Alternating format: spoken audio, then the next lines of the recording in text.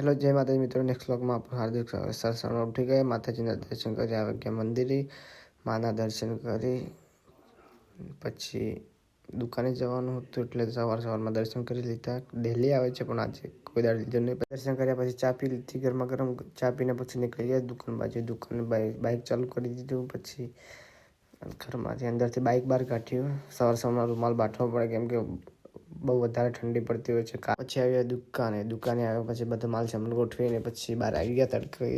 પછી આજે બહારનો નજારો સવારનો.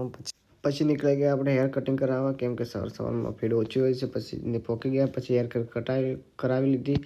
આ છે નવી હેર. પછી મૂન પડતો બે ખેતર બાજુ નીકળી ગયા કેમ કે પોણી ખેતરમાં ચાલુ હતું, ચેક કરવા જવાનું હતું. અને આપણે છે લેર્યો બપોરના પોકી ગયા. ખેતરમાં તડકો બહુ પડતો હતો. અને આ છે જીરું, જોઈ લો જીરું ચેન્જ એનું જે છે ઘણું મોટું થયું નહીં. આપણું નથી, આપણા કાકાનું જ છે પણ તો એ ચેક કરી આવ્યા કેમ કે પોણી ચાલુ હતું બાજુમાં.